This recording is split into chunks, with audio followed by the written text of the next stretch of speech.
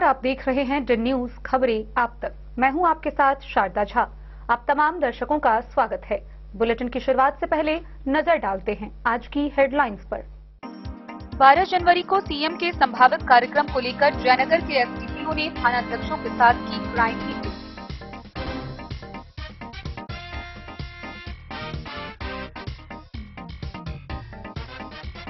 साहरघाट थाना पर 6 मामलों में जब्त कुल 2470 लीटर शराब का हुआ वैलिडीकरण।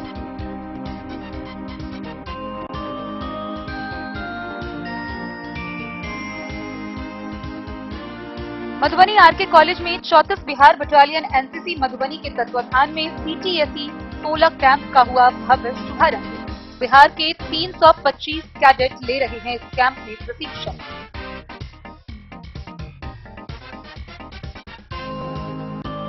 बिस्फी के औती थाना की पुलिस ने एक पिकअप वैन से ले जा रहे 14 कार्टून अंग्रेजी शराब किया जब्त, तस्कर फरार।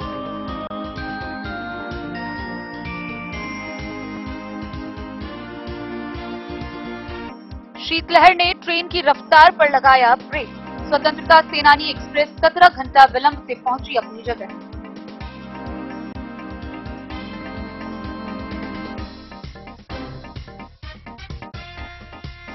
मधुबनी पुलिस द्वारा जिला के सभी थानों में एक साथ चलाया गया वाहन जांच अभियान।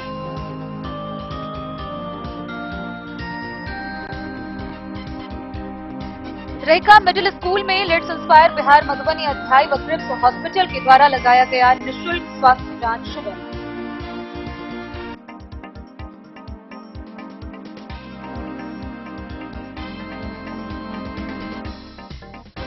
जयनगर में श्री कृष्ण गौशाला सोसाइटी समिति चुनाव कड़ी सुरक्षा के बीच संपन्न।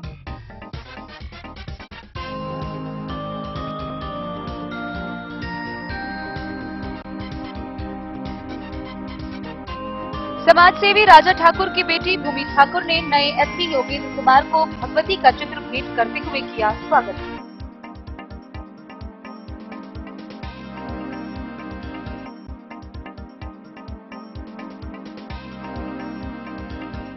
मधुबनी में जदयू कार्यकर्ताओं ने महिला सशक्तिकरण को धरातल पर तेज करने के लिए सभा का किया आयोजन।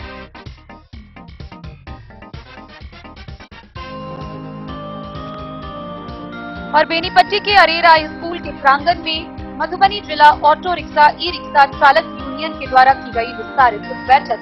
बस स्टैंड व ऑटो स्टैंड बनाने की रखी गई मांग।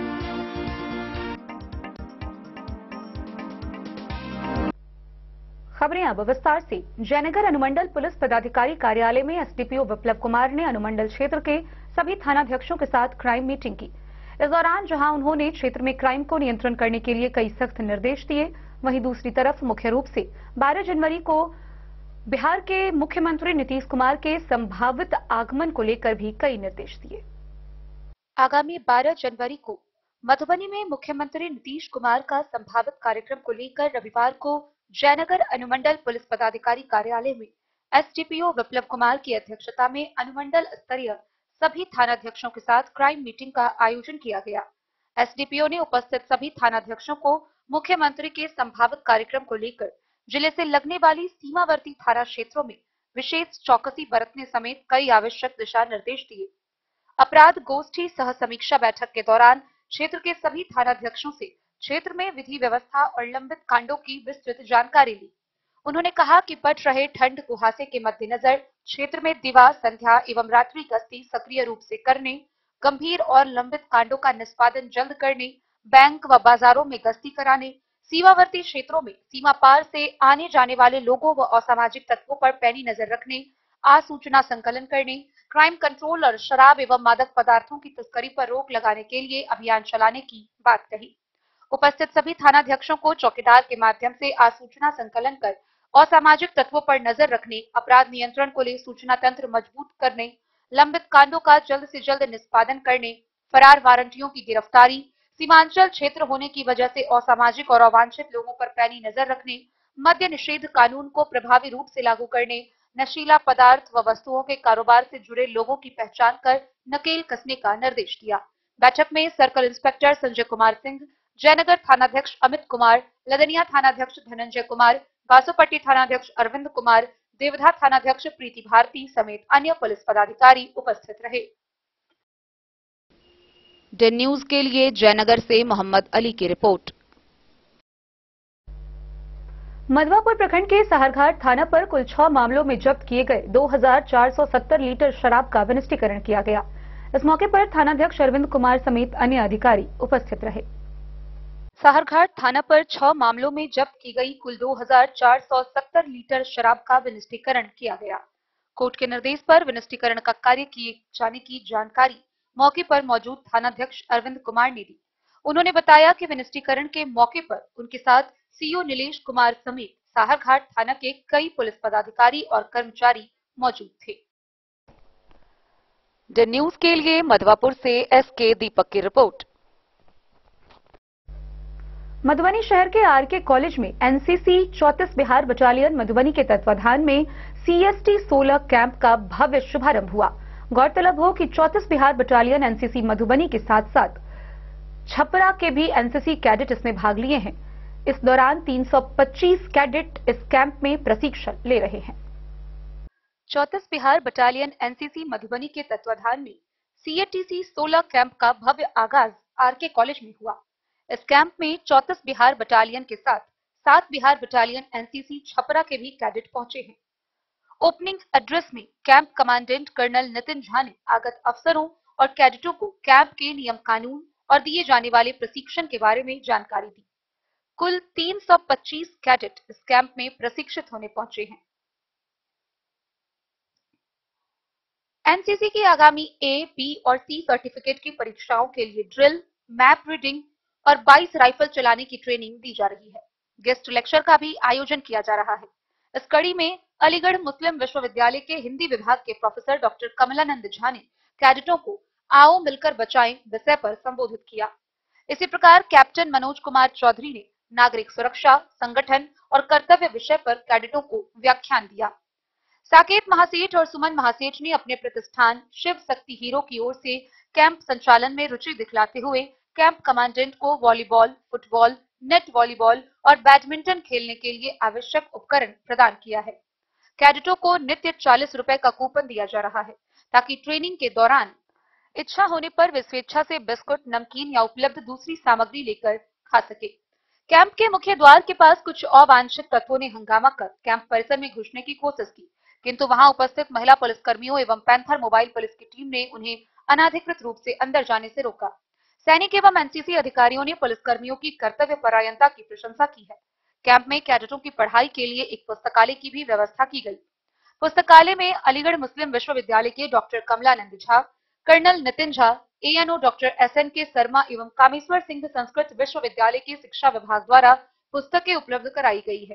कैंप संचालन में कमांडेंट के साथ deputy commandant captain RK Thakur, adjutant captain Manoj Kumar Chaudhary, second अफसर SNK Sharma, CTO doctor Sanjay Paswan, CTO Rajkumar सहित कई एनसीसी पदाधिकारी, सैनिक, JCO, NCO एवं सिविल स्टाफ महत्वपूर्ण सहयोग कर रहे हैं।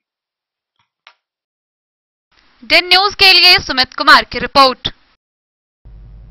बिस्फी प्रखंड के औसी थाना की पुलिस ने एक पिकअप वैन से ले जा रहे 14 कार्टून अंग्रेजी शराब को जब्त किया, जिससे कुल 126 लीटर शराब जब्त की गई। गौरतलब हो कि औसी थाना पुलिस को गुप्त सूचना मिली थी, जिसके आधार पर वाहन जांच अभियान चलाया गया। वहीं अभियान से पूर्व ही कुछ दूर पूर्व गाड़ी रोककर तस्कर मौके से फरार हो गया। गाड़ी से 126 लीटर अंग्रेजी शराब बरामद की गई। औसी थाना पुलिस ने गुप्त सूचना के आधार पर एक पिकअप वैन से ले जा रहे 14 कार्टून अंग्रेजी शराब जब्त किया। औसी के थानाध्यक्ष विकास कुमार ने बताया कि शुक्रवार को देर शाम शराब तस्कर के द्वारा पिकअप वैन से शराब लाने की गुप्त सूचना मिली। सूचना मिलते ही पुलिस को वाहन जांच में लगा दी गई। इसी क्रम में NH 527B पथ थाना से उत्तर 50 मीटर की दूरी पर शराब तस्कर पुलिस को देखते ही रास्ते पर पिकअप छोड़ भाग गया। जब पुलिस देखने को गई तो पिकअप पर 14 कार्टून अंग्रेजी शराब लदा हुआ था। उन्होंने बताया कि प्रत्येक कार्टून में 750 ml के 12 बोतल यानी कि कुल 168 बोतलें बरामद की गई, जिसकी कुल मात्रा 126 लीटर थी। पिकअप वैन को जब्त कर थाना लाया गया। थानाध्यक्ष ने बताया कि पिकअप वैन सहित अज्ञात के विरुद्ध प्राथमिकी दर्ज कर शराब तस्करों का पता लगाया जा रहा है। बिस्फी से सत्यनारायण यादव की रिपोर्ट। बीते कुछ दिनों से लगातार बढ़ रही शीतलहर के कारण जनजीवन अस्त व्यस्त होता नजर आ रहा है। वहीं इसका असर ट्रेन यातायात पर भी देखने को मिल रहा है, जहां यातायात काफी प्रभावित हो रही है। बीते दिनों स्वतंत्रता सेनानी सुपरफास्ट एक्सप्रेस अपने निर्धारित समय से 17 घंटा विलंब से मधुबनी स्टेशन पहुंची। गौरतलब हो कि रविवार के दोपहर 12:50 पर आने वाली गरीब रथ एक्सप्रेस के सोमवार की रात 1:50 पर आने की संभावना बताई जा रही है। वहीं नई दिल्ली से जयनगर के बीच चलने वाली स्वतंत्रता सेनानी सुपरफास्ट एक्सप्रेस अपने निर्धारित समय शाम के 7:25 के बदले सोमवार की सुबह 4 बजे आने की संभावना जताई गई है। बीते कई दिनों से कड़ाके की ठंड शीतलहर के कारण जनजीवन अस्त व्यस्त हो गया है। शीतलहर के कारण रेल व सड़क मार्ग पर यातायात प्रभावित रहा। हालांकि दिन में धूप के खिलने से लोगों को थोड़ी राहत मिली है, लेकिन शाम ढलते ही एकाएक मौसम में परिवर्तन से लोग बाजार छोड़ रहे हैं। बीते कई दिनों से कुहासे का असर ट्रेन परिचालन पर देखा जा रहा है। नई दिल्ली से जयनगर के बीच चलने वाली स्वतंत्रता सेनानी सुपरफास्ट एक्सप्रेस शनिवार को अपने निर्धारित समय शाम के 7:25 के बदले करीब 17 घंटा विलंब से रविवार की रात 12:21 जयनगर पहुंची। ये ट्रेन शुक्रवार को नई दिल्ली से चली थी। इसी तरह अमृतसर से जयनगर के बीच चलने वाली ट्रेन शहीद एक्सप्रेस अपने निर्धारित समय रात के 12:30 बजे के बजाय सुबह 4:51 पर जयनगर पहुंची। इधर आनंद विहार टर्मिनल से जयनगर के बीच चलने वाली ट्रेन गरीब रथ एक्सप्रेस रविवार को अपने निर्धारित समय दोपहर के 1:50 के बदले रात के 12:50 आने की संभावना है। नई दिल्ली से जयनगर के बीच चलने वाली ट्रेन स्वतंत्रता सेनानी सुपरफास्ट एक्सप्रेस रविवार को अपने निर्धारित समय शाम के 7:25 के बदले सोमवार की सुबह 4 बजे आने की संभावना है। डे न्यूज के लिए जयनगर से मोहम्मद अली की रिपोर्ट। खबरों का सिलसिला जारी रहेगा, जल्द ही लौटेंगे एक छोटे से ब्रेक के बाद। आप बने रहिए हमारे साथ। वीरेंद्र तिलकुट वाला, जहां आप पाएंगे गया के मशहूर कारीगर द्वारा तिलकुट, मुरब्बा, खजूर, अमोट, रुमाली लच्छा, घी लच्छा, गजक, गुड़ मेवा, चीनी मेवा। यही नहीं, लट्ठा बादाम, बादाम पापड़ी, खोया तिलकुट, गुलाब रेवड़ी, तिलकुट स्पेशल, तिलकुट जनरल, तिलकतरी, खुला तिल भी यहाँ उपलब्ध है। स्वाद ऐसा जो एक बार जुबान से लग जाए तो आप भूल न पाए। हम रखते हैं आपकी सेहत का ख्याल, इसलिए पूरी सफाई व स्वच्छता के साथ यहाँ आपका मनपसंद तिलकुट तैयार किया जाता है। एक बार अवश्य पधारें वीरेंद्र तिलकुट वाला, बाटा चौक, बाटा शोरूम के सामने, मधुबनी। लाल बाबू प्रसाद एंड सन्स, संकट चौक, बैंक ऑफ इंडिया के बगल में, मधुबनी। इस शादी सीजन सिर्फ हमारे साथ खरीदे और पाएं 100% एक्सचेंज वैल्यू। आप सोने चांदी या हीरे के आभूषणों की तलाश में हैं तो हमारे ज्वेलरी शॉप में मिलेंगे आपको हर तरह के आभूषण बेहद किफायती दामों पर। हर अवसर के लिए आभूषण आपके बजट में। लाल बाबू प्रसाद एंड सन्स, संकट चौक, बैंक ऑफ इंडिया के बगल में, मधुबनी। नए और शानदार स्टॉक के साथ अब हर रिश्ते को करे और भी सुंदर। लाल बाबू प्रसाद एंड सन्स, संकट चौक, बैंक ऑफ इंडिया के बगल में, मधुबनी। हमारे सभी गोल्ड ज्वेलरी शॉप पर HUID है मौजूद।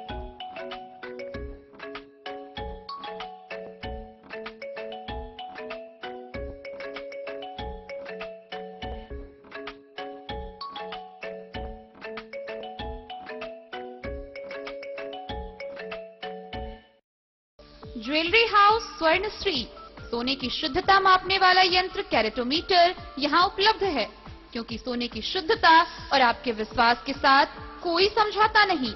रत्न, सोना व चांदी के हर तरह के आभूषणों के लिए एक बार अवश्य आएं। लाइट वेट व बेहतरीन कारीगरी वाले गहनों का अनूठा संगम। आपका भरोसा ही है हमारी पूंजी।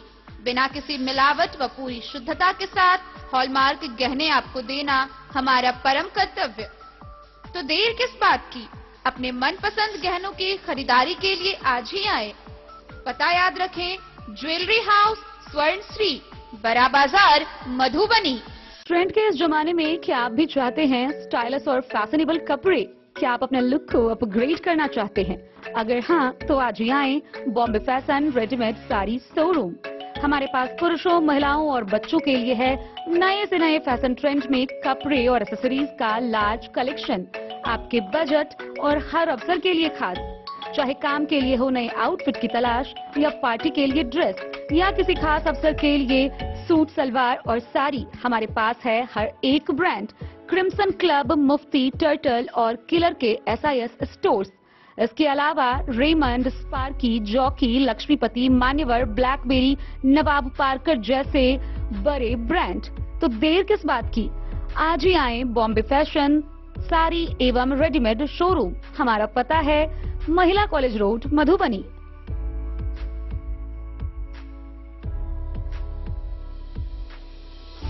अगर है आपको सोने, चांदी या हीरे के आभूषणों की तलाश, तो आज ही आए लाल बाबू ज्वेलर्स, महिला कॉलेज रोड, मधुबनी।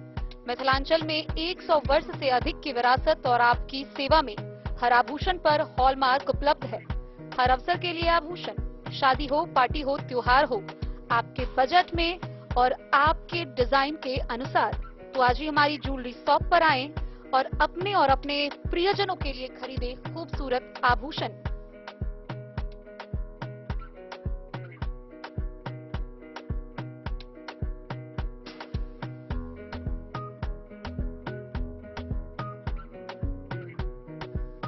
हार, चूड़ियां, अंगूठियां, झुमके, मंगलसूत्र और बहुत कुछ है शामिल, वो भी किफायती दामों में। मधुबनी में सबसे कम मेकिंग चार्ज पर लाल बाबू ज्वेलर्स, महिला कॉलेज रोड, मधुबनी।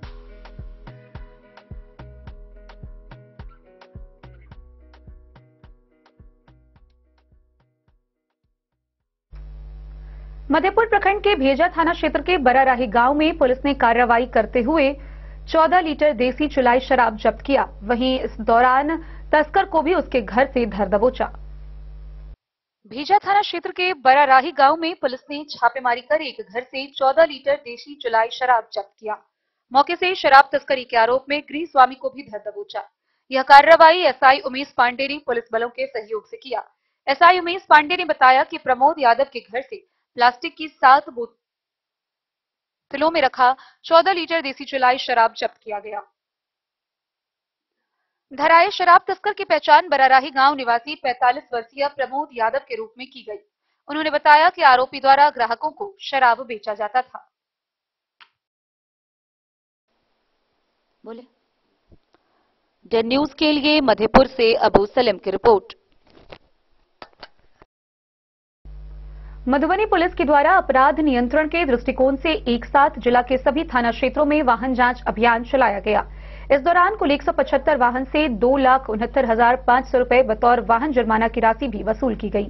साथ ही वाहन चालकों को यातायात नियमों के बारे में जागरूक किया गया। 5 जनवरी को मधुबनी जिला अंतर्गत पुलिस के द्वारा की गई कार्रवाई के दौरान जिले भर से कुल 23 लोगों को गिरफ्तार किया गया, जिसमें शराब के कांड में 5, वारंट में 15 व अन्य कांड में 3 लोग गिरफ्तार किए गए। कुल 382 लीटर देशी विदेशी शराब की बरामदगी हुई। 15 वारंट का निष्पादन किया गया। विभिन्न थाना क्षेत्रों में चलाए गए वाहन जांच अभियान के दौरान 175 वाहन से कुल 2,69,500 रुपए बतौर वाहन जुर्माना की राशि वसूल की गई। साथ ही 3 मोटरसाइकिल भी जब्त की गई। मधुबनी पुलिस द्वारा जिला के सभी थानों में एक साथ अपराध नियंत्रण के दृष्टिकोण से वाहन चेकिंग की गई। मधुबनी पुलिस द्वारा शराब कारोबारियों के विरुद्ध कार्रवाई करते हुए 1000 लीटर अर्धनिर्मित देशी चुलाई शराब का घोल, टीन व अन्य सामग्री को राजनगर थाना क्षेत्र में विनिष्ट किया गया। 100 लीटर अर्धनिर्मित देसी चुलाई शराब का घोल, टीन व अन्य सामग्री को भेजा थाना क्षेत्र में विनिष्ट किया गया। वहीं साहरघाट पुलिस के द्वारा शराब के 6 कांडों में कुल 2,470 लीटर देशी विदेशी शराब का विनिष्टीकरण साहरघाट थाना परिसर में अंचलाधिकारी एवं थानाध्यक्ष की उपस्थिति में कराया गया। Bureau report, Madhubani. मधुबनी के रहिका मिडिल स्कूल में लेट्स इंस्पायर बिहार मधुबनी अध्याय एवं क्रिप्स हॉस्पिटल के सहयोग से निःशुल्क स्वास्थ्य शिविर का आयोजन किया गया।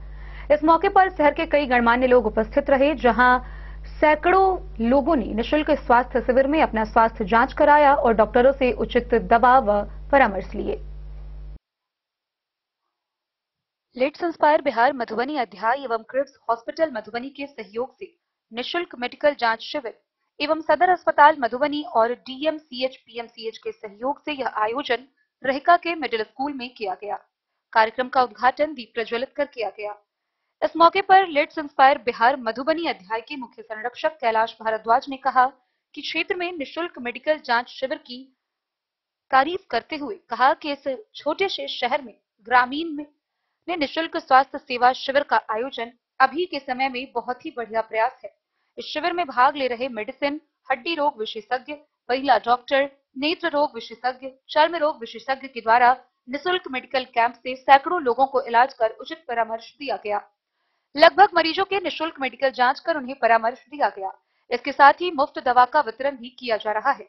डॉक्टर अनीता झा, जिला समन्वयक, ने बताया कि ग्रामीण क्षेत्र में महिलाएं खुलकर सामने नहीं आती और अच्छे इलाज के लिए सक्षम नहीं होती, इसीलिए महिला डॉक्टर को भी बुलाया गया ताकि इस निशुल्क मेडिकल जांच में आसपास की महिलाएं भी शामिल हों और इलाज करवा पाएं।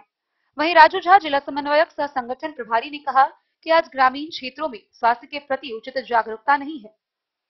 लोग छोटी छोटी समस्याओं को बिना डॉक्टर से सलाह लिए हुए ग्रामीण चिकित्सक से दवा ले लेते हैं और उसका परिणाम होता है कि वो एक गंभीर बीमारी का शिकार हो जाते हैं। इस शिविर का मुख्य उद्देश्य है कि लोगों को स्वास्थ्य के प्रति जागरूक करना है। इस शिविर में विभिन्न प्रकार की जांच कर लोगों को उनकी शारीरिक समस्याओं की जानकारी देना और उचित सलाह देकर उन्हें जागरूक किया गया। शिविर के मौके पर डॉक्टर उदय भूषण निराला, डॉक्टर कुणाल कौशल, कैलाश भारद्वाज, डॉक्टर अनीता झा, राजू झा, काजोल पूर्वे समेत कई लोग मौजूद रहे।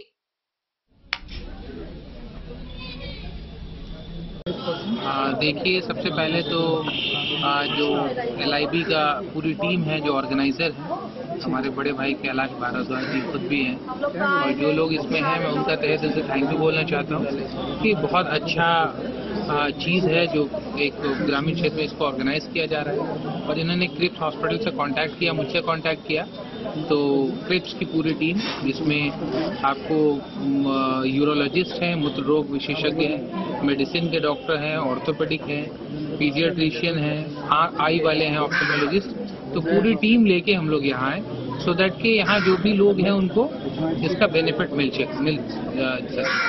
और आगे भी ये सब चीज़ें क्रिप्स कर रही है और आगे भी करती रहेगी। ये शिविर लेट्स इंस्पायर बिहार, जो कि श्री विकास वैभव जी IPS जो है उनकी मुहिम है पूरे बिहार में, उनके बैनर के नीचे रहिका में हम लोगों ने अरेंज किया है।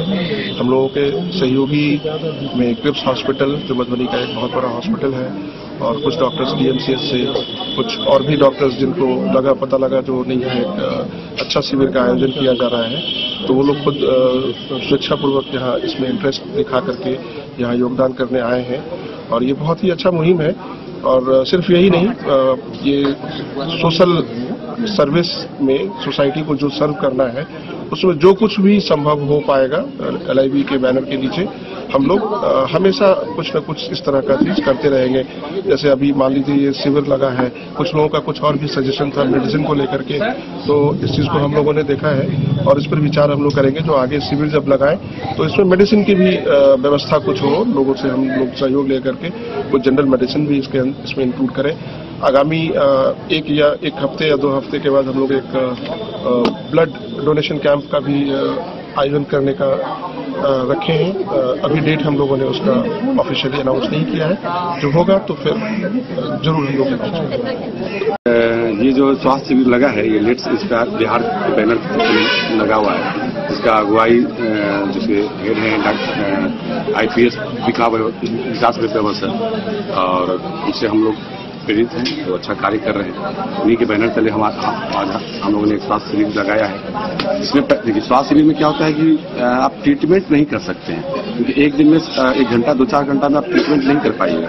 यहाँ स्वास्थ्य शिविर लगाने का मकसद ये होता है हम लोग का, क्योंकि ग्रामीण क्षेत्र में आज भी ग्रामीण क्षेत्र से ही बहुत सारा केस हम लोग पास पहुँचता है हॉस्पिटल में, जो BP का पेशेंट होता है, शुगर होता है, हार्ट अटैक आता है, ब्रेन हैमरेज हो जाता है, तो जानकारी नहीं होता है कि हमारे अंदर कोई परेशानी भी है। तो स्वास्थ्य शिविर लगाने का मकसद यही होता है कि वैसे ग्रामीण क्षेत्र में पहुंचे और वहां पे अभी हमारे यहाँ BP चेक हो रहा है, शुगर हो रहा है, ECG हो रहा है, ये 3 चीज हम लोग, हेमोग्लोबिन कर रहे हैं। तो हम लोग ये जांच करके ये कर रहे हैं कि अगर उस तरह का कोई केस है तो उसको हम फाइंड आउट कर सके और उसको सही जगह, जैसे हमारे यहाँ सदर अस्पताल है, सारे डॉक्टर की वहाँ फैसिलिटी है, हम खुद वहाँ के डॉक्टर हैं, तो उन लोग को वैसे ही हम बता रहे हैं कि आप लोग वहां पहुंचे, वहां आपका प्रॉपर ट्रीटमेंट स्टार्ट होगा। हम लोग उनको गाइड कर रहे हैं, फाइंड आउट कर रहे हैं कि नहीं ये पेशेंट बीपी का है, चीनी का है, कार्डियक केस है, तो वैसे पेशेंट को छांट कर उसको सही जगह भेज रहे हैं कि आप इलाज कराइए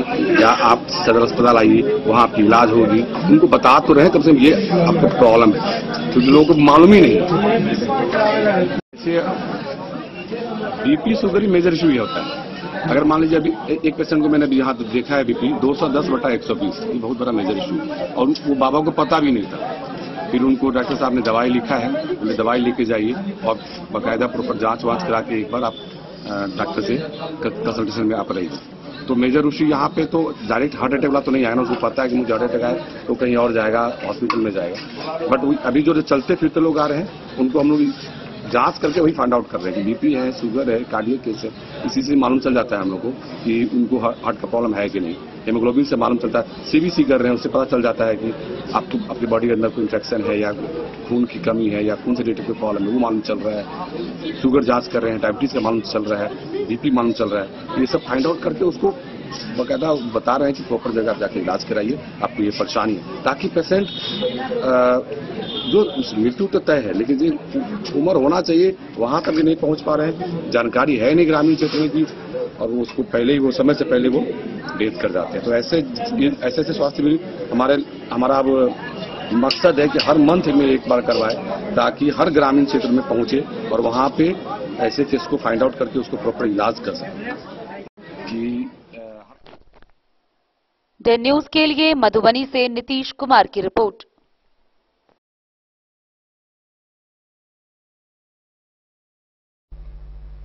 जयनगर अनुमंडल मुख्यालय स्थित श्री कृष्ण गौशाला सोसाइटी समिति का चुनाव कड़ी सुरक्षा व्यवस्था के बीच संपन्न हुआ।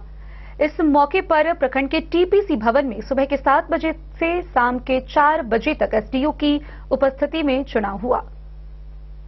जयनगर अनुमंडल मुख्यालय स्थित श्री कृष्ण गौशाला सोसाइटी समिति का चुनाव कड़ी सुरक्षा व्यवस्था के बीच संपन्न हुआ। रविवार को प्रखंड कार्यालय के समीप टीपीसी भवन में 9 सदस्यीय सदस्य पदों के लिए सुबह 7 बजे से शाम 4 बजे तक मतदान कार्य संपन्न कराया गया। श्री कृष्ण गौशाला सोसाइटी समिति के पदेन अध्यक्ष सह अनुमंडल पदाधिकारी वीरेंद्र कुमार व अंचलाधिकारी कुमारी सुजाता ने सुबह से ही मतदान केंद्र टीपीसी भवन पर डटे रहे। एसडीओ ने बताया कि इस वित्तीय वर्ष 24-25 के लिए श्री कृष्ण गौशाला सोसाइटी समिति के 9 सदस्यीय सदस्य पदों के लिए मतदान शांतिपूर्ण संपन्न हुआ। सोसाइटी के करीब 1729 मतदाताओं का नाम मतदाता सूची में है। करीब 1200 मतदाताओं ने अपने मताधिकार का प्रयोग किया। उन्होंने कहा कि 70% मतदान हुआ। कहा कि सोमवार को सभी सदस्य पदों का मतगणना अनुमंडल कार्यालय सभागार में किया जाएगा।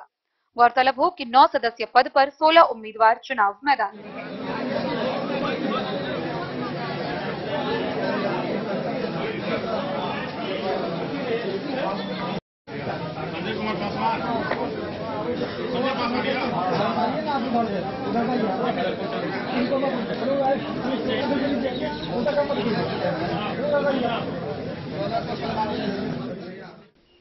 डे न्यूज के लिए जयनगर से मोहम्मद अली की रिपोर्ट। खबरों का सिलसिला जारी रहेगा, जल्द ही लौटेंगे एक छोटे से ब्रेक के बाद। आप बने रहिए हमारे साथ।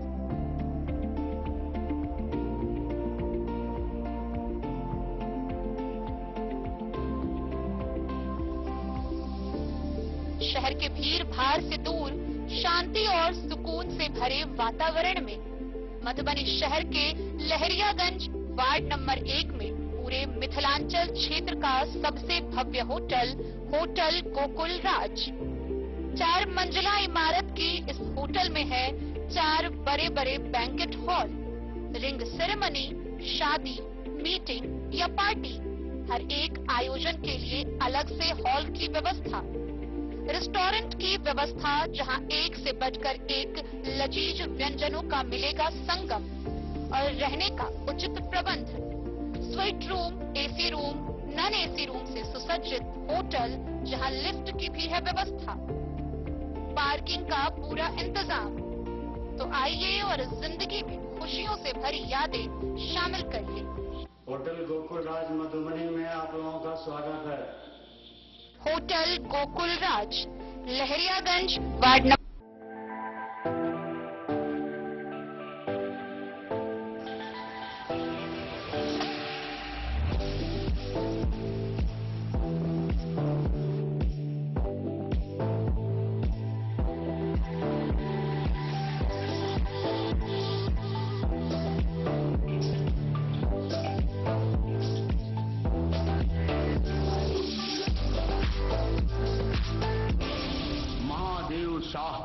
अमरनाथ प्रसाद ज्वेलर्स 916 हॉलमार्क ब्रांडेड गोल्ड एवं डायमंड ज्वेलरी शोरूम, गांधी चौक। शगुन वाटिका मैरिज गार्डन, मधुबनी शहर के बीचों बीच बाबू साहेब चौक पर आपकी सुविधा अनुसार आकर्षक और भव्य मैरिज गार्डन। शगुन वाटिका विवाह भवन, रिंग सेरेमनी हो या हो शादी, छोटा बड़ा पारिवारिक समारोह हो या हो कोई उत्सव या पार्टी, शगुन वाटिका मैरिज गार्डन दे रहा है आपको सबसे बेहतरीन सेवा। बुकिंग के लिए संपर्क करें गणपति टेंट हाउस, पुराना LIC कैंपस, खादी भंडार, मधुबनी। संपर्क सूत्र 7903625254। विवेकानंद मिशन विद्यापीठ, शिक्षा के क्षेत्र में एक नया आयाम, अब छोटे बच्चों के लिए भी आधुनिक सुविधाओं के साथ उपलब्ध। विवेकानंद मिशन विद्यापीठ जूनियर, जहां क्लास प्री नर्सरी से 5th स्टैंडर्ड तक के बच्चों का एडमिशन प्रारंभ है। अगर आप भी चाहते हैं अपने बच्चों का शिक्षा के क्षेत्र में बेहतर विकास, तो विवेकानंद मिशन विद्यापीठ जूनियर है आपके लिए तैयार।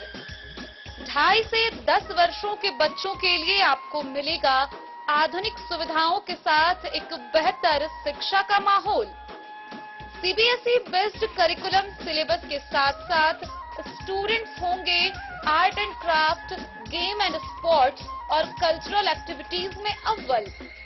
इंग्लिश मीडियम के माहौल के बीच स्टूडेंट्स बनेंगे स्मार्ट, जहां किताबी ज्ञान के साथ साथ हर क्षेत्र में स्टूडेंट्स होंगे अवेयर। हॉबीज और इंटरेस्ट को मिलेगी प्राथमिकता। तो आइए और अपने बच्चों के बेहतर भविष्य के लिए आज ही नामांकन करवाइए। विवेकानंद मिशन विद्यापीठ जूनियर, हमारा पता है सिरहुत कॉलोनी, नगर परिषद, main road, ward number 21। Madhubani शहर के सप्ता निवासी राजा ठाकुर की बेटी भूमि ठाकुर ने नए SP योगेंद्र कुमार को भगवती का चित्र देकर भेंट देकर उनका स्वागत किया। समाजसेवी राजा ठाकुर व उनकी पुत्री भूमि ठाकुर के द्वारा इसी प्रकार नवपदस्थापित पदाधिकारियों को भेंट देकर उनका स्वागत किया जाता है। वहीं इस दौरान नए SP योगेंद्र कुमार ने भी भूमि को आशीर्वाद व शुभकामनाएं दी। समाजसेवी राजा ठाकुर व उनकी बेटी भूमि ठाकुर ने शनिवार को नवपदस्थापित SP को भगवती चित्र भेंट कर उनका स्वागत किया। गौरतलब हो कि जिला में आने वाले सभी पदाधिकारियों का स्वागत भूमि इसी प्रकार करती है। वह इससे पूर्व सूबे के CM नीतीश कुमार का भी RK कॉलेज स्थित भगवती का चित्र भेंट कर चुकी है। साथ ही बिहार के कई राजनेताओं को भगवती चित्र से उसने स्वागत किया है। भूमि का नामकरण सूबे में आए भयंकर भूकंप में जन्म होने के कारण पड़ा। साथ ही राजा ठाकुर का परिवार समाज सेवा से जुड़ा हुआ है। वहीं नव पदस्थापित SP योगेंद्र कुमार ने भूमि ठाकुर को आशीर्वाद व शुभकामनाएं दी। Bureau report Madhubani. आगामी 2025 में विधानसभा के चुनाव को लेकर जदयू के कार्यकर्ताओं में सरगर्मी तेज हो रही है। रविवार को एक निजी होटल के सभागार में महिला कार्यकर्ताओं की बढ़त बढ़ाने के लिए एक बैठक का आयोजन किया गया। इस दौरान महिला सशक्तिकरण को तेज तर्रार करने को लेकर कई बिंदुओं पर वार्ता की गई। आगामी 2025 में विधानसभा के चुनाव को लेकर जदयू कार्यकर्ताओं में सरगर्मी तेज हो गई है। शहर के एक निजी होटल के सभागार में रविवार को महिला सशक्तिकरण को धरातल पर तेज तर्रार करने के लिए एक सभा का आयोजन किया गया, जिसकी अध्यक्षता जदयू की महिला नेता सोनी कुमारी ने क्षमा जलाकर शुभारंभ की। बिहार के मुख्यमंत्री नीतीश कुमार के आगमन पर सोनी कुमारी ने जिला के विभिन्न जगहों से महिला को चुस्त दुरुस्त बनाने के लिए जोर शोर से महिला सशक्तिकरण का उत्थान के लिए जुट पड़ी है। जदयू के महिला नेता सोनी कुमारी ने कहा कि मिथिलांचल की पावन धरती पर मुख्यमंत्री नीतीश जी का जोरदार स्वागत करने के लिए महिलाओं को सशक्त किया जा रहा है। ये सेमिनार रखने का हमारा मुख्य रीजन ये है कि बिहार सरकार के जितना 35 योजना चल रहा है महिलाओं के लिए, उस योजना को उन लोगों को जानकारी देना, और हमने चाहा है कि जिला से इस सेमिनार का हमने उद्घाटन किया है। इसको पंचायत, ब्लॉक, 16 मोहल्ला तक इसको ले जाने का हमारा कारवां यहाँ से स्टार्ट हुआ है। अभी खत्म नहीं होगा ये कारवां। हमने एक सेमिनार स्टार्ट किया है, उसको हम एक अंजाम देना चाहते हैं जो महिलाओं को अपनी शक्ति का एहसास हो और जो उनको मिल रहा है उस चीज की जानकारी हो। अभी भी देख सकते हैं हमारी जो महिलाएं हैं, बहुत सी ऐसी महिलाएं हैं जिनको अभी तक पूरा जानकारी भी इस चीज का नहीं है कि हम लोग को क्या क्या मिल रहा है और क्या मिलना चाहिए। हमने ये सेमिनार रखा इसलिए जो और क्या महिला के उत्थान के लिए किया जाना चाहिए वो हमको भी लोगों के बात से पता चले, या ये लोग अपना राय विचार दें कि महिला के उत्थान के लिए, महिला सशक्तिकरण में इस चीज की और आवश्यकता है। तो उस पर हमने काम करने का काम किया है। माननीय मुख्यमंत्री जी 12 और 13 को मधुबनी आ रहे हैं। उस 12-13 में हम चाहेंगे कि माननीय मुख्यमंत्री जी को इस बात से अवगत करवाना कि महिलाओं को कुछ मूलभूत सुविधा इतना तो दिया गया है और उनके उत्थान के लिए और क्या करना चाहिए वो उनको लिख करके हम देने का काम करेंगे और उस पर भी काम होगा। आप लोग को जानकारी होगा कि माननीय मुख्यमंत्री जी एक सभा ही कर रहे थे, जिस सभा में एक महिला शराब के लिए आवाज उठाई तो उन्होंने एक के कहने पे बहुत का कल्याण किया कि शराबबंदी की। तो हम चाहेंगे कि इन लोग का जो भी आगे का मुद्दा हो या जो भी विचार हो उस विचार को हम माननीय मुख्यमंत्री जी तक पहुंचाने का काम करेंगे और इस आने वाले चुनाव में ये लोग अपने वोट को और अपने अधिकार को सही तरह से इस्तेमाल करें और अच्छे जगह वोट करें। माननीय मुख्यमंत्री जी के नेतृत्व में वोट करें, हमारी सरकार फिर से बने। इसके लिए भी ये हमने एक पहल की है कि नीतीश कुमार आ रहे। मधुबनी से फिरोज आलम की रिपोर्ट।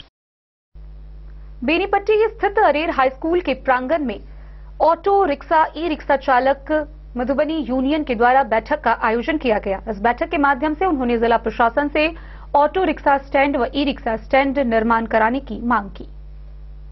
अरेर हाई स्कूल बेनीपट्टी के प्रांगण में मधुबनी जिला ऑटो रिक्शा ई रिक्शा चालक यूनियन मधुबनी की विस्तारित बैठक रामकृपाल यादव की अध्यक्षता में संपन्न हुई। बैठक को कॉमरेड सत्यनारायण राय महासचिव अखिल भारतीय ट्रेड यूनियन कांग्रेस मधुबनी ने संबोधित कर कहा कि मधुबनी जिला मुख्यालय सहित जिले के प्रखंड मुख्यालय में ऑटो रिक्शा व ई रिक्शा का स्टैंड न होने के कारण चालकों को काफी दिक्कतों का सामना करना पड़ता है। ट्रैफिक सिपाही द्वारा नाजायज राशि की मांग की जाती है। उन्होंने जिला प्रशासन से मांग किया है कि जल्द से जल्द ऑटो रिक्शा व ई रिक्शा चालकों के लिए स्टैंड की व्यवस्था करे। मजदूर नेता comrade Shivji Paswan, comrade Harinath Yadav, comrade Naseem, comrade Alit Kamat, union सचिव कॉमरेड अनिल कुमार समेत अन्य लोगों ने कहा कि जिला प्रशासन अविलंब ऑटो रिक्शा एवं ई रिक्शा चालकों की समस्याओं पर ध्यान देते हुए स्टैंड की व्यवस्था करें। मधुबनी से फिरोज आलम की रिपोर्ट।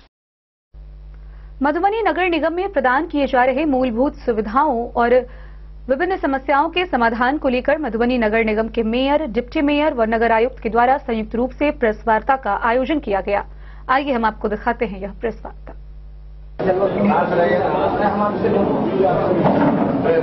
क्या इस उपलब्धि के बारे में बताएंगे आदर सवाल आपसे?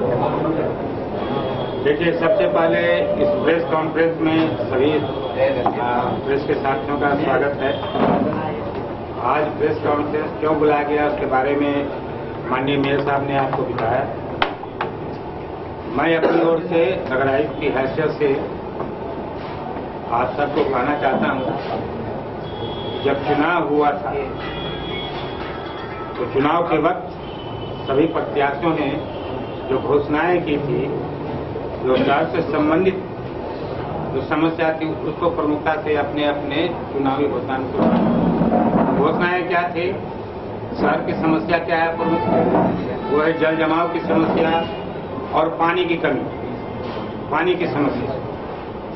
तो वो दोनों फील्ड में जो कार्य हुआ है मैं अपनी ओर से उसके संबंध में जानकारी देना चाहता हूं कि जो जल जमाव की समस्या है उसके संदर्भ में माननीय महापौर, माननीय डिप्टी महापौर सब ने संयुक्त रूप से स्थल सर्वेक्षण किया और जो जगह सबसे ज्यादा प्रभावित है, जैसे धोबिया टोला है, मैक्सी स्टैंड है, वाल्मीकि नगर है, अम्बेडकर नगर है, संतू नगर है, विवेकानंद झा कॉलोनी है, आदर्श नगर का भी कुछ एरिया है, उन सब जगहों को चिन्हित करके वहां नाला निर्माण का निर्णय लिया गया।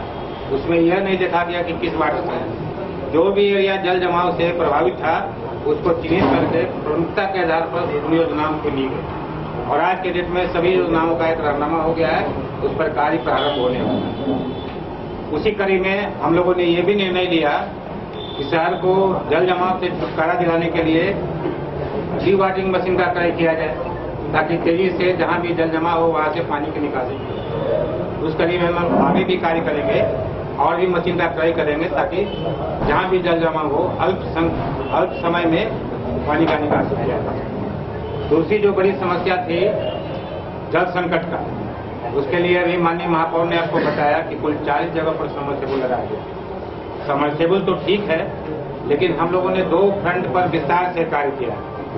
पहला तो ये है कि लोग हर कनेक्शन से वंचित है, जहां जल नल का कनेक्शन नहीं हुआ है उसका सर्वेक्षण कराकर अनुपूरक प्राकलन बनाया जाए और प्राकलन बनाकर नया कनेक्शन सबको दिया जाए। उसके लिए प्राकलन लगातार तैयार किया जा रहा है। कुल 27 वार्ड का सर्वेक्षण पूर्ण है और 27 वार्ड का प्राकलन बन रहा है। उम्मीद है कि इसी माह में, जनवरी माह में नया प्राकलन टेंडर कर हम लोग कार्य कराएंगे, तो कोई भी घर जल नल कनेक्शन से वंचित नहीं होगा।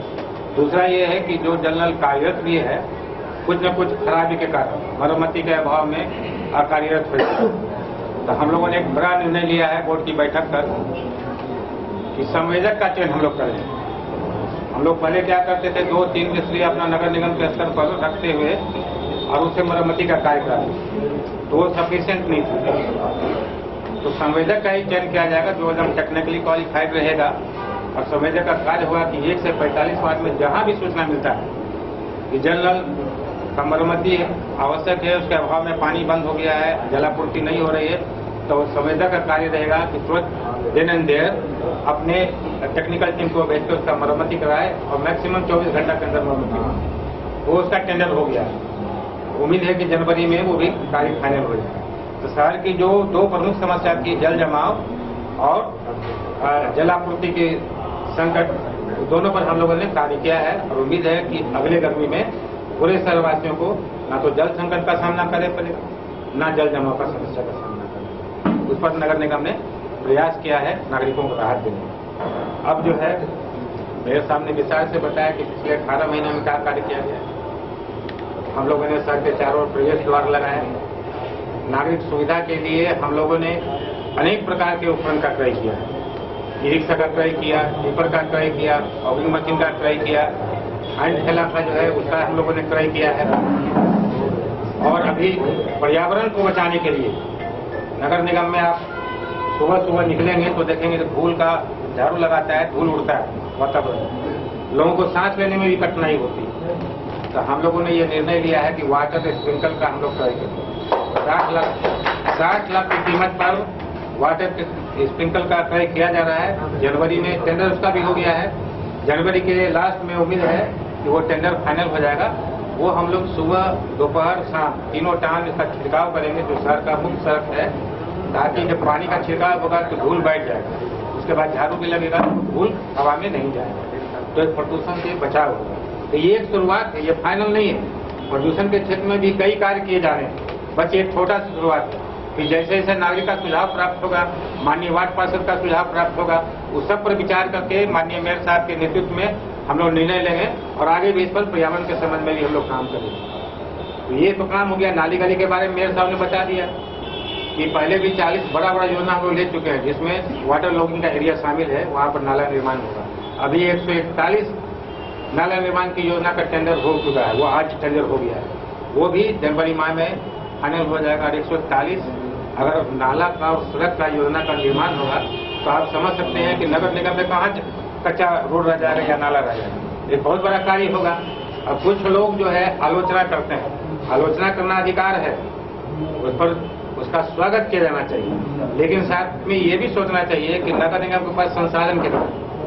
नगर परिषद से अभी हाल फिलहाल में अपग्रेड होकर नगर निगम बना है, तो न यहाँ पर समुचित मात्रा में कर्मचारी है, न समुचित मात्रा में संसाधन है, लेकिन फिर भी नगर निगम के जो भी कर्मी हैं, नगर निगम के जो भी सदस्य हैं, नगर निगम के वार्ड पार्षद भी हैं, सब लोग आपस में सहयोग कर 100% अपना योगदान देते हुए ये प्रयास कर रहे हैं कि नगर निगम आगे बढ़े। एक आदमी को कई आदमी का काम करना पड़ रहा है, आपके पास टैक्स कलेक्टर नहीं है, वार्ड जमादार नहीं है, मात्र 2 कर्मचारी पर नगर निगम चल रहा है, कोई जेई नहीं है, एक जेई बचा है,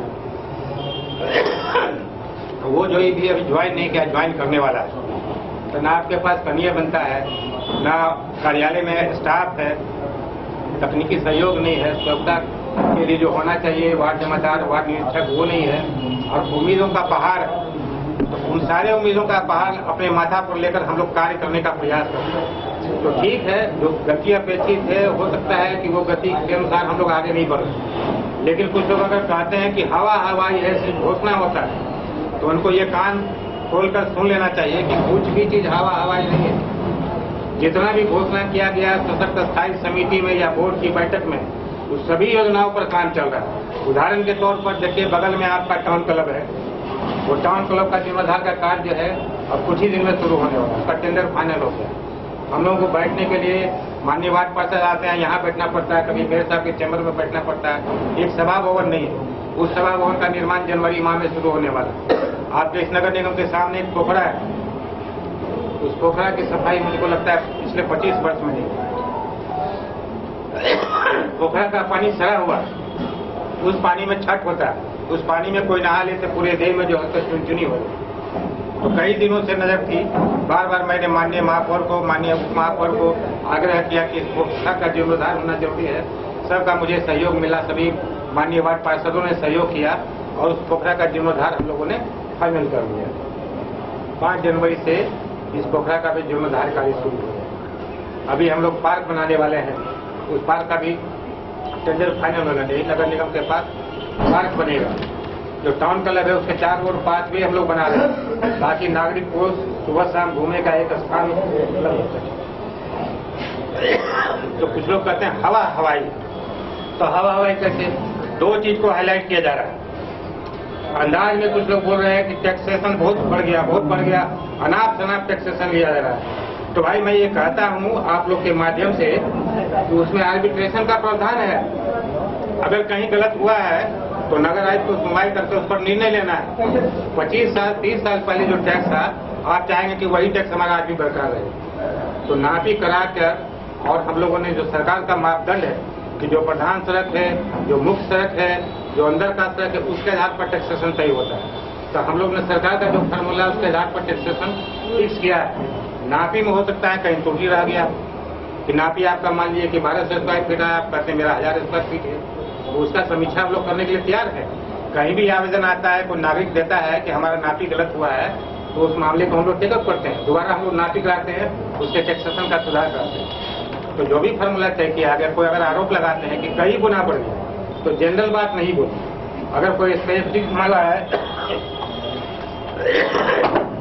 जिसमें लगता है कि टैक्सेशन गलत हुआ है, तो आपको डिटेल्स देकर आवेदन देना होगा कि किस तरह से ये दावा करते हैं कि गलत टैक्सेशन हुआ। क्या आपकी नापी गलत हुई है? क्या ऐसा है कि आपका प्रधान सड़क पर नहीं है, अंदर की सड़क पर है, प्रधान सड़क दिखाया गया है? क्या कहीं ऐसा है कि आपको व्यवसाय कर दिया गया, आपका आवासीय है? तो वो उदाहरण देते हुए आवेदन देना चाहिए। निश्चित रूप से उस आवेदन पर विचार होगा, और अगर त्रुटि हुई है, गलती हुई है, तो नगर निगम उस पर सुधार कर कार्रवाई करेगा। दूसरा मामला उठाया जाता है कि अतिक्रमण जो ऐसा ही हटाया जा रहा है। तो आप सोचिए, नागरिक का सहयोग भी अपेक्षित है। शहर के जो नाले हैं, हम लोग उसी को मेनली टारगेट कर रहे हैं कि शहर का जो नाला है, जिस पर अस्थायी रूप से गुमटी बना दिया गया, अस्थायी रूप से दुकान लगा दिया गया है, तो नाला का सफाई इस पर नहीं हो सकता है। अभी महिला कॉलेज का मामला आ रहा है, कुछ 1-2 आदमी है जो नाला को बंद कर दिया, जिसके चलते क्या हुआ, नाला का सफाई हम लोग नहीं कर पा रहे। अगर सफाई भी कर रहे हैं तो वही पानी वही रह जा रहा है। कल बाबू साहब चौक का मामला आया था, वहाँ पर 2-3 आदमी विरोध कर रहे हैं, वहाँ नाला को कैप्चर कर दिया है, नाला को अपने घर के अंदर कर लिया। अब हमारा टीम जब गया सफाई करने के लिए तो वो तैयार नहीं है कि नहीं हम नहीं अपना अतिक्रमण हटाएं। तो इस तरह नागरिक अगर सहयोग नहीं मिलेगा तो हम लोग को क्या करना पड़ेगा, बल का प्रयोग करना पड़ेगा। नाला को भी अगर अतिक्रमण आप कर लेंगे, आप चौक चौराहे पर जहां तहां आप अतिक्रमण कर लेंगे तो समस्या किसको होगी, नागरिक को होगी। हम लोग का प्रयास ये नहीं है कि नागरिक किसी प्रकार का कष्ट दिया जाए, प्रयास ये है कि नागरिक को सुविधा दे। हाँ, एक बात मैं स्वीकार करता हूँ कि यहाँ पार्किंग स्थल ज्यादा नहीं, तो पार्किंग स्थल के अभाव में लोग गाड़ी इधर उधर खड़ा करते हैं। लेकिन गाड़ी अगर इधर उधर भी खड़ा किए तो ढंग से एक लाइन में खड़ा करें कि यातायात भी बाधित ना हो और गाड़ी भी बाधित हो, उसमें कुछ ऐतराज नहीं। जिस दिन हम लोग सक्षम हो जाएंगे कि पार्किंग स्थल दे पाएंगे निश्चित रूप से तो पार्किंग स्थल देंगे और हम लोग तब तक जो है कोशिश करेंगे कि उनको फाइन नहीं किया जाए। उनसे आग्रह करेंगे, नागरिक में जागरूकता आना बहुत जरूरी है, उनका सहयोग भी बहुत जरूरी है। स्ट्रीट लाइट की भी बात कुछ लोग उठा रहे हैं। स्ट्रीट लाइट में सरकार ने स्पष्ट रूप से कहा है कि ESL ने जो लाइट लगाया है उसका बकाया पहले क्लियर कर दिया है। अब बकाया क्लियर करने के बाद नगर निगम स्वतंत्र है स्ट्रीट लाइट लगाने की। ESL का अभी 1.5 करोड़ रुपया बकाया है नगर निगम का। 1.5 करोड़ की राशि हमारे पास है, लेकिन हम लोग प्रयास कर रहे हैं कि 20 लाख 30 लाख 40 लाख जैसे जैसे राशि होती है उसको देकर उनका क्लियर करें और उसके बाद जब क्लियर कर लेंगे तो एक साथ स्ट्रीट लाइट लगाने का हम लोग काम करेंगे। तो विस्तार में अभी मेयर साहब ने बताया, मैं फिर से एक बार दोहरा देता हूँ कि पिछले 18 महीने में जब से मेयर साहब का कार्यकाल शुरू हुआ है, डिप्टी मेयर साहब का कार्यकाल शुरू हुआ है, तब से नगर निगम ने क्या कार्य किए हैं तो सिलसिलेवार ढंग से मैं बता देता हूँ कि सबसे पहले तो नागरिकों के लिए हम लोगों ने एक वृद्धाश्रम का निर्माण कराया। नगर परिषद का पुराना भवन था, उसको तोड़ के उसको एक्सटेंशन करके उसका जीर्णोद्धार कराया है, उसको उसमें मॉडर्न सुविधा हम लोगों ने दी है। माननीय जिला पदाधिकारी ने भी उसका निरीक्षण किया था और वो व्यवस्था से संतुष्ट थे। कुछ टेक्निकल इशू है रसोई का संचालन का दर का जो सरकार के स्तर पर विचाराधीन है और मुझे उम्मीद है कि इस माह के अंत तक उसका निर्धारण हो जाएगा तो वृद्धा आश्रम का हम लोग संचालन शुरू कर पाएंगे। हम लोगों ने शहर के चारों दिशा में गेट लगाया, स्वागत द्वार बनाया है ताकि कोई भी नागरिक मधुबनी में जब प्रवेश करे तो उसको सीमा पर वो वोट दिख जाए, उसको लगे कि हाँ मधुबनी में हम इंटर कर रहे हैं। और स्वागत द्वार जो है चारों दिशा में लगाया गया है, जिसका आप लोगों ने मुझे उम्मीद है कि जरूर अवलोकन किया होगा। नगर निगम को मजबूत करने के लिए संसाधन का हम लोगों ने क्रय किया है, जिसमें इस वर्ष 20 ई रिक्शा, 8 टिपर, 150 कचरा पेटी, वाहन चलित फाउलिंग मशीन, ट्विन डस्टबिन और डिवाटरिंग मशीन का हम लोगों ने क्रय किया है। ये सारा जो क्रय हुआ है नागरिक सुविधा के लिए हुआ है कि जितना मेरे पास वाहन रहेगा, जितना संसाधन रहेगा, नागरिक को हम लोग बेहतर सुविधा हम लोग दे पाएंगे। अभी नगर निगम का एक आदेश नगर विकास से एक आदेश भी आया है कि अब शहर को डस्टबिन मुक्त करना है। तो एक नया चीज है, आप लोग यहाँ प्रेस वार्ता में आए हैं तो सरकार की ये मंशा है कि डस्टबिन अब नहीं लगाए, उसका जगह ट्विन डस्टबिन को बढ़ावा देना है। ट्विन डस्टबिन हुआ जो छोटा छोटा जो प्लास्टिक का है 2 भाग में, वो भी हम लोगों ने लगाया है, वो कम मात्रा में। शहर का जो डस्टबिन है उसको धीरे धीरे उठा के खत्म करना है और शहर को कचरा मुक्त बनाना है। तो उसके जगह ट्विन डस्टबिन को बढ़ावा देने का आदेश है। जल जमाव के बारे में मैंने बता ही दिया कि हम लोगों ने जो प्रमुख जल जमाव का स्थल था वहाँ नाला निर्माण के लिए हम लोगों ने योजनाएं ली है। रोड का 141 योजना दिया गया है, मेरे सामने बताया। हम लोगों ने नल जल सुधार के लिए जो संवेदक के चंद के लिए टेंडर किया उसके बारे में मैंने जानकारी दी। 27 वार्ड में हम लोग ने सर्वेक्षण कराया है नया नल जल का कनेक्शन देने के लिए। ये ईमेल का पत्थर शामिल होगा, इस पर हम लोग बहुत आगे बढ़ चुके हैं। टाउन हॉल शहर में एकमात्र एक ही टाउन तो जर्जर स्थिति में था। बरसात के दिन में उससे पानी टपकता था, उसका इस्तेमाल सही ढंग से नहीं था। उसको 64 लाख रुपया खर्च करके हम लोगों ने निर्माण कराया है। उस पर भी हम लोग ने कवर किया है और जो टूट गया था उसका भी रिप्लेसमेंट हम लोगों ने किया है, रंगाई पताई किया है, समरसेबुल की सुविधा भी है। समरसेबुल के बारे में माननीय मेयर साहब ने विस्तार से बताया कि पूरे शहर में हम लोगों ने 56 समरसेबुल लगाया है, अभी तक 56 समरसेबुल लगाया है।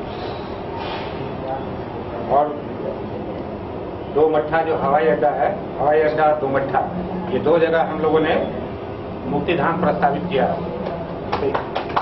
इसका भी कार्य बहुत आगे बढ़ गया है, टेंडर की प्रक्रिया में है।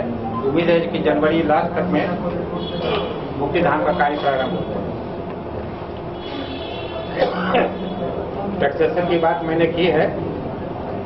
मैंने कहा है कि अगर जिसको शिकायत है, जिसको लगता है कि गलत हो रहा है, तो विस्तार से डिटेल से अगर हमको माननीय मेयर साहब को, माननीय डिप्टी मेयर साहब को देंगे तो विचार किया जाएगा और निर्णय लिया जाएगा। लेकिन ऑनलाइन टैक्सेशन की सुविधा सभी नागरिकों के लिए बहाल होगी। अब किसी को टैक्स कलेक्टर के पास दौड़ने की आवश्यकता नहीं है। अगर चाहे तो ऑनलाइन अपना टैक्स जमा कर सकते।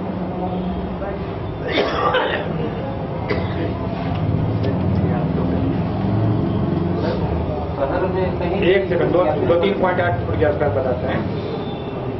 देखिए, अभी सरकार का एक निर्णय आया है, 4 पॉइंट पर हम लोग को काम करना है। ठोस अपशिष्ट प्रबंधन, नगर निगम का जो मूल कार्य है साफ सफाई का, पहला बेसिक काम है साफ सफाई। तो साफ सफाई तो हम लोग कर रहे हैं, लेकिन प्रभावी रूप से काम नहीं हो रहा है। साफ सफाई का 4 सेगमेंट। पहला है डोर टू डोर कलेक्शन, हर घर से कचरा का संग्रहण के बाद है उसका सेग्रीगेशन। सेग्रीगेशन का मतलब ये हुआ कि सूखा कचरा अलग और गीला कचरा अलग। सेग्रीगेशन करने के बाद उसका ट्रांसपोर्टेशन है, जो डंपिंग स्थल है वहां तक उसको ले जाना है। डंपिंग स्थल ले जाने के बाद उसका प्रोसेसिंग करना है। अभी हम लोग क्या कर रहे हैं, डोर टू डोर कचरा का संग्रहण करने का कार्य कर रहे हैं, ट्रांसपोर्टेशन भी कर रहे हैं, लेकिन सेग्रीगेशन नहीं हो रहा।